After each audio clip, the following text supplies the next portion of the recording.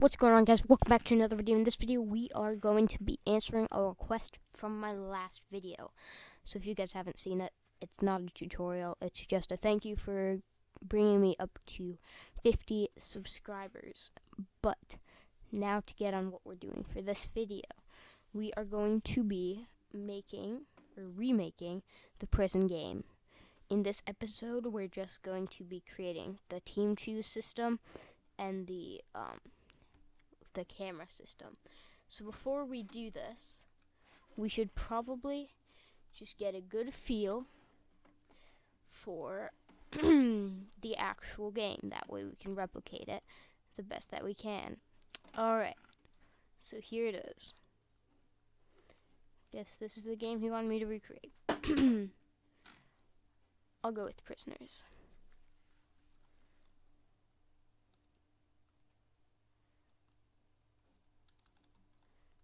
Alright, so it looks like they have a little time system at the top.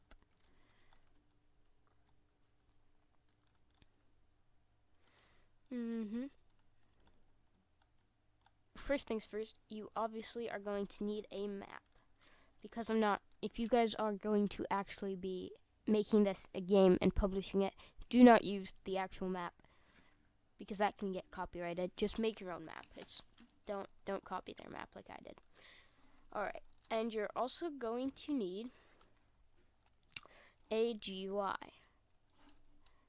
Alright, now to start off, go to your GUI and insert a local script. Once it loads, there we go.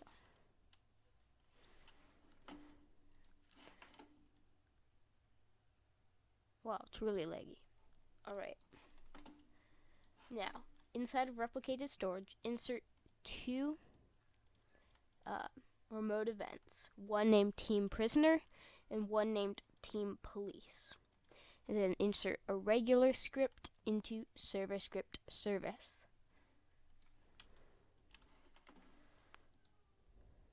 Alright, now we have all our scripts that we need. First, I'm going to get the player. So player equals local player, and then we're also going to get the camera.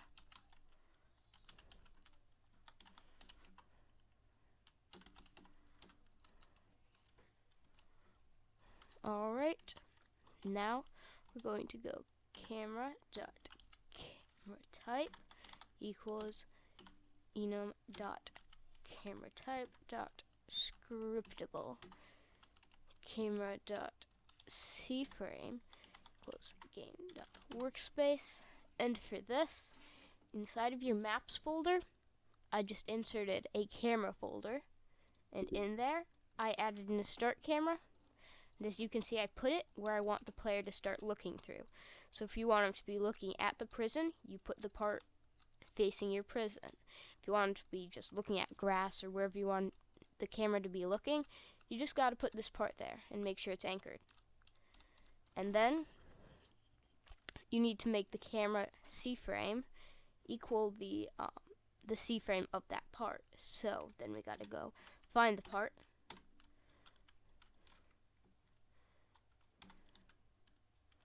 Start camera. Alright, now we have the start camera and we need to get the C-frame. So now when you start, your camera's going to be looking through at the same position that that part is. Alright, now let's test that out real quick.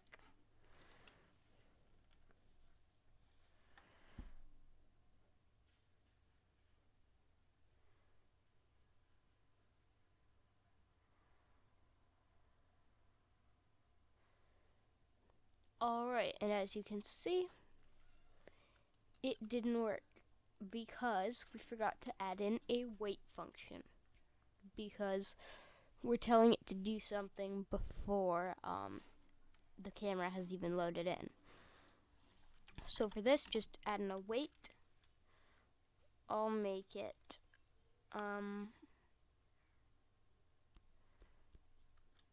2. And then test it again.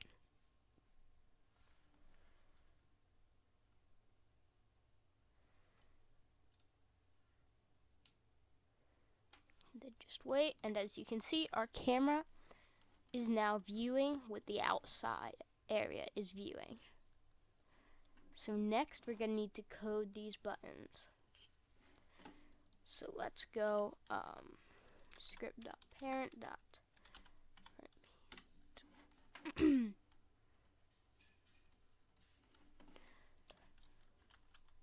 Prisoner.connect function. Then we're going to fire the remote event from replicated storage, the prisoner one. Game.replicated storage dot team prisoner fire server.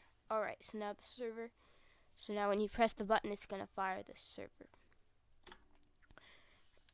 But so far, this server isn't gonna respond because no script is hooked up to this.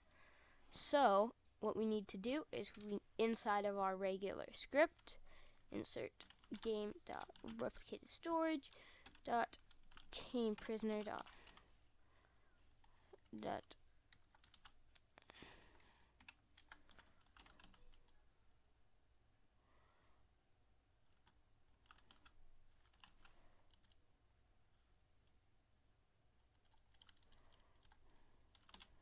on client event connect function. Alright, and then player dot, first we need to add in a local function actually, team equals get service teams, player dot team equals team dot prisoners. And then also going back to the local script, we need to make the camera view through the player's normal camera again. So what we're going to do for this is go camera type equals enum.cameratype.custom. Alright, now let's try this again.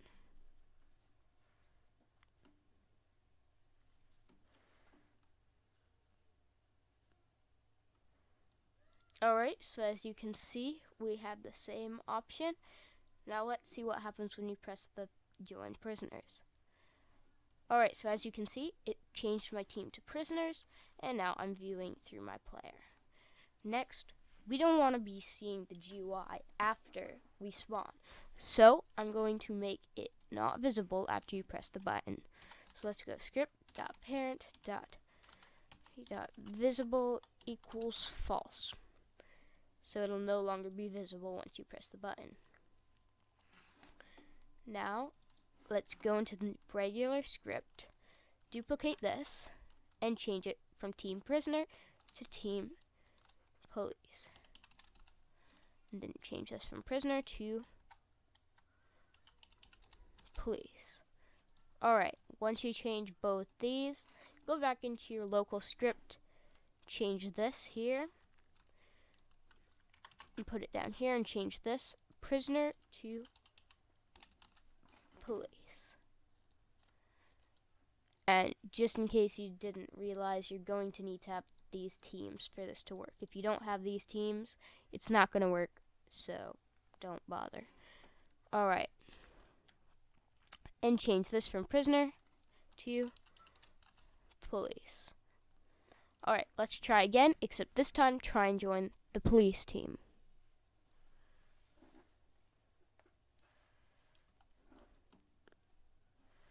Alright, now let's join guards. And as you can see, I'm now on the guards team, even though I was anyway. And, yeah. So next, we're going to make it so that whatever team you choose, you teleport to that team's area. So I'm going to insert a folder. Let's name this teleport. And I'm going to insert a part. where is it? Alright.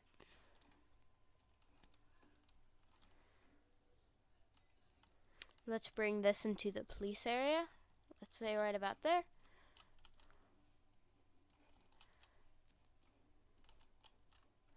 Right there. Anchor it. Turn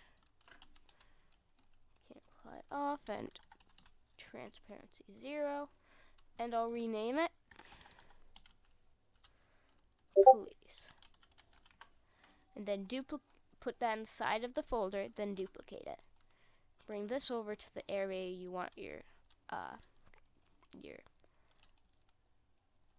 prisoners to teleport to, and then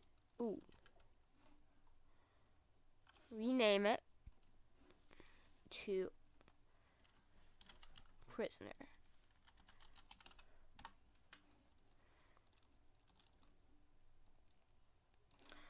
Alright, now let's go and code this.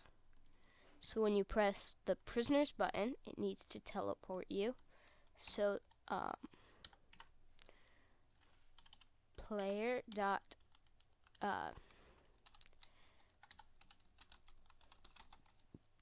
character dot humanoid root part equals part dot cframe equals game dot workspace dot tp dot prisoners dot cframe. Alright, so this should teleport you when you press the prisoners button. Let's test it out.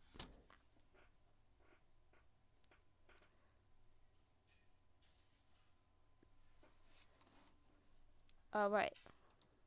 Now as you can see, teleported me to the prisoners area.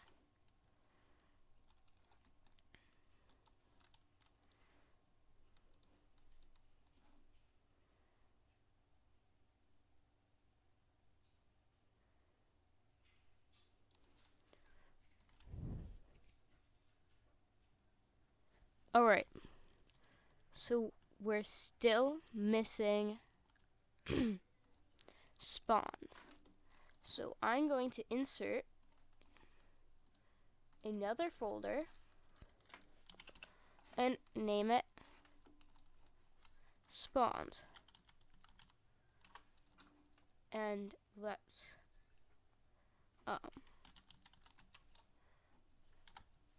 look. Alright, so as you can see, we have a lot of spawn locations already.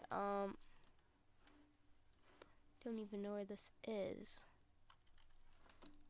Okay, so I guess these are for before you chose your team. Criminal spawn, alright.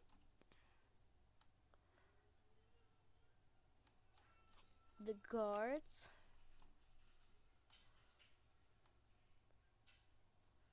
Prison spawn.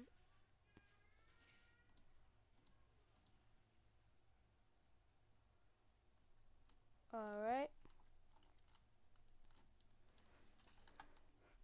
So as you can see, now we have all of the spawn locations into a folder. Now what I'm going to do is I'm going to open up the neutral spawns and change the team color to lily white, because that's what I have our choosing team color to be, because if you tap this, it's lily white, and this is the team that they're going to originally spawn on. Now turn off auto assignable to the police team, criminals team, and prisoners team, and only leave it on for the test team. And that way, whenever somebody respawns and they're on the test team, they'll spawn down there in the choosing area. Now for the criminal spawn, let me check what color that is. It's really red, so they already have it. Check for the guards. Bright blue. Alright, let's look. Alright, they have it for that as well. Now let's test for test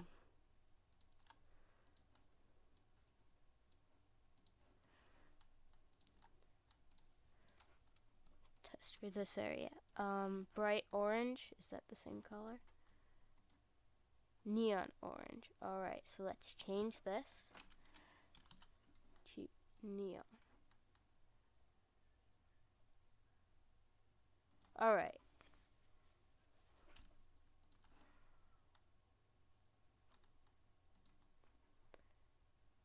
Neon. Alright.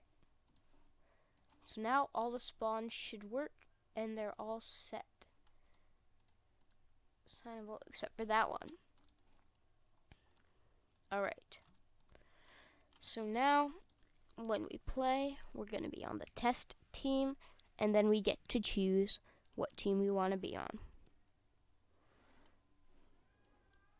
Alright, so as you can see, I'm on the test team, and I can choose either prisoners or guards. If I choose guards, you'll see we spawn down here, where the test people spawn.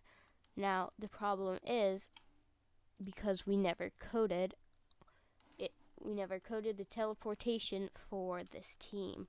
Now let's copy the teleportation script from the prisoners and paste it under the police and change it from prisoners to police.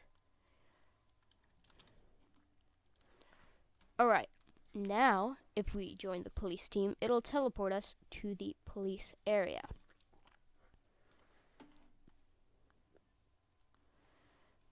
Alright, now if we tap join police, we spawn here.